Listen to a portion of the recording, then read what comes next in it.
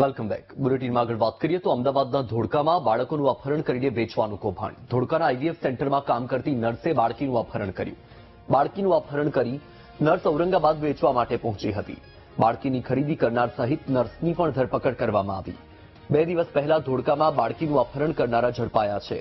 અમદાવાદ ગ્રામ્ય પોલીસે 4 આરોપીને ઝડપી લીધા. ધોળકા શહેરમાંથી થયું હતું 7 મહિનાની બાળકીનું અપહરણ. ધોળકામાં રસ્તા પર સૂઈ રહેલી બાળકીનું અપહરણ થયું હતું. અમદાવાદ ગ્રામ્ય પોલીસની ટીમ ઔરંગાબાદથી અમદાવાદ આવવા માટે રવાના થઈ છે.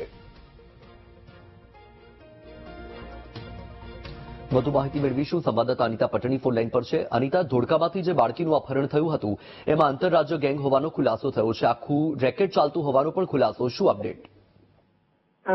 જે પ્રકારે ધોળકામાં 7 માસની જે બાળકી જે હતી જેની અપહરણનો સમગ્ર મામલો હતો જેને લઈને અમદાવાદ ગ્રામ્ય પોલીસે જયારે તપાસ શરૂ કરી તો 4 વ્યક્તિઓના નામ સામે આવ્યા હતા, જેમાં આઈવીએફ સેન્ટરમાં કામ કરતી જે નર્સ છે જે બીનલ સોલંકી અને તેની સાથે અન્ય જે નર્સ સુગતા સોલંકીનું નામ ખુલ્યું હતું.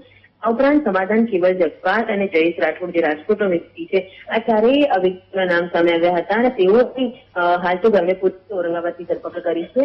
આ એક આંતરરાજ્ય જે ગેંગ હોવાનું ખુલ્યું છે અને હ્યુમન ટ્રાફિકિંગને લઈને આ તમામ નેટવર્ક સંકળાયેલું હોવાનું હાલ તો સામે આવ્યું છે. આજે આરોપીઓ જે છે તે ફૂટપાથ પર રહેતા જે બાળકો હોય છે તેનું અપહરણ કરીને ઔરંગાબાદ અન્ય રાજ્યોની અંદર વેચી નાખતા હોવાનું પણ હાલ તો સામે આવી રહ્યું છે. સૌથી મહત્વની બાબત એ છે કે જયારે આ બાળકી જે હતી પોતાના પરિવાર સાથે ધોળકામાં જે કોમ્પ્લેક્સની નીચે સૂતા હતા એ દરમિયાન આરોપીઓ દ્વારા તેનું અપહરણ કરીને ઔરંગાબાદ વેચવા માટે ગયા હતા. જેની ટેકનિકલ એનાલિસિસ અને સીસીટીવી ફૂટેજના આધારે ગ્રામ્ય પોલીસ હાલ તો ઔરંગાબાદ પહોંચી હતી અને જે બાળકી હતા તેને સલામત અત્યારે હાલ છોડાવી છે. આ 4 આરોપીઓની હાલ અટકાયત કરીને તેઓને અમદાવાદ લાવવા માટેની કાર્યવાહી હાથ ધરવામાં આવી છે.